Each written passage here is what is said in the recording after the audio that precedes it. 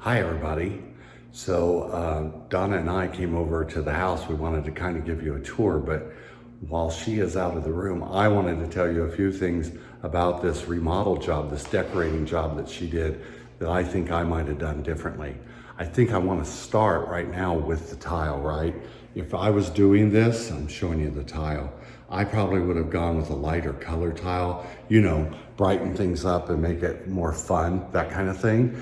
Probably also, if you look behind me in the kitchen, you'll see that there's like white cabinetry. And if I was gonna do this, as far as the white cabinetry goes, I would have probably done something in a darker wood because I like dark wood and I think it makes you feel, you know, cozy, makes the house feel cozy, right? And then the front door area, she decided not to do anything. And I would have done a really big oval shaped glass door, and it would have cost a lot of money, but it would have been so much better. You could be larger than life, bigger than the world, living out the hopes and dreams of every boy and every girl. You could fly higher than the sky, shine brighter than the stars. So these are beautiful French doors. Ignore everything that's out there on the patio, that's just a mess. But I love these French doors with the side lights. They have mini blinds in them, and the side lights open and there's screens behind them for fresh air. And I just think that's gonna add so much beautiful character to this room. And then over here, we've got the new flooring has gone in and I'm loving it. That's gonna be the new office. And then over here is the kitchen. And we've taken down all these walls and opened it wide up. And I've got a couple of light fixtures up. They haven't got them all up yet, but it's moving along. So they're just white shaker cabinets, black handles, and that cabinet down there is gonna have 2 glass doors on it. And I love the light fixtures. I love the barn lights that are above the sink. The cooktop's gonna be here, and there's 2 pendant lights that are gonna come down right there.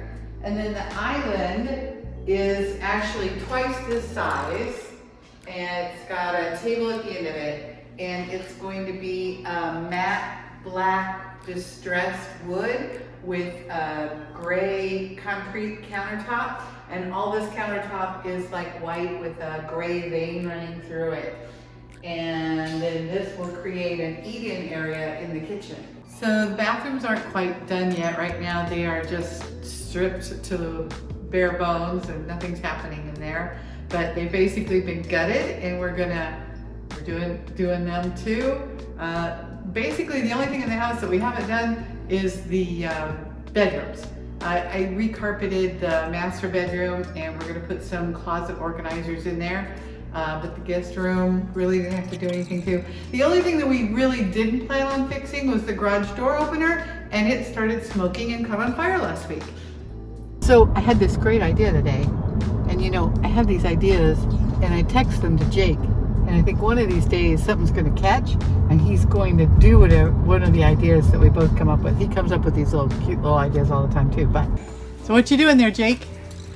I'm just tightening down these J-racks so our kayak doesn't go flying off on us on the highway. That would be good. Got that? What if we made giant potato patties, like the size of a hamburger bun, and you could put them in the toaster? Donna, What? I don't think everyone knows who Jake is. Our son, our youngest son. Which one? Oh, really? Uh-huh. Anyway, what do you think of my idea? Are you asking me or Jake? Yeah, no, I'm asking you. We could become rich. We could become wealthy. Like you could put a potato patty on the hamburger, or you could put a potato patty on a biscuit with sausage. I know. Think about if the guy that invented hamburgers would have patented them. Think about that. Like the only place you could get them was at like McDonald's, period. And nobody else could make them or sell them. Yeah. I'm just saying, it would be like a giant tater tot. Eyes on the road. Eyes on the road. Hi, guys. Hi. So I hope you really enjoyed watching a little bit of us remodeling the house. It's been a daunting but fun project, and we're really looking forward to getting it all done. And then we have the wonderful task of, packing and moving And it's kind of cool because we joke about it in this episode, but Donna has really done a remarkable job, as I've said before. She's put this whole thing together, all of the decorating, all of the color choices. Yeah, we'll see. It's I not done yet. I think it's a really, really good job, and it's going to be our little nest when it's all done, and our home base when we go full time. If anybody's working on, there's a lot of remodeling projects going on right now. Yeah. It was hard to decide whether or not to get a designer and a general contractor and all that kind of stuff. And I did find a contractor. He's not a general contractor, but I guess I just went with my gut, and it's been working out really well. But I'm not sure you guys really need a designer. I mean, I think there's so much available research online, and if you go to some of the design centers, it's almost like once you pick your flooring, they now have computer generated programs that'll show you every color of everything that'll go with that flooring. And if you want some input, please leave us a comment. I'll be happy to weigh in on some of your choices. Also, what I think is really fantastic is you got to see a glimpse of our son Jake and our daughter-in-law Melissa in this video. Donna refers to them as we're driving on an errand, and then you got to see them. So that's kind of cool too. Maybe soon, someday, we'll be able to show you Adam and Karen, our other son and almost daughter-in-law. And I went back to visit them a few weeks ago amidst the coronavirus pandemic. she was having a total breakdown. I'll get my head on straight. I found traveling, and I think we talked about this, I found traveling to be safer than going to Walmart. I mean, everybody was really, really well behaved, and the airport was empty, so it wasn't a big deal. But that's how I got some of that footage. And we went fishing, and we didn't stay around a lot of people. And Melissa took her kayak out for the first time. And when she came home, she quarantined for a little while around the house. Only ran a couple of really short errands until she let that 2-week period go past. So overall, it was a much needed trip for her and for me. And yeah, and you got to get some shots of the kids having fun. So I find nothing to get my heart and my head together better than spending time with my boys. So there you go.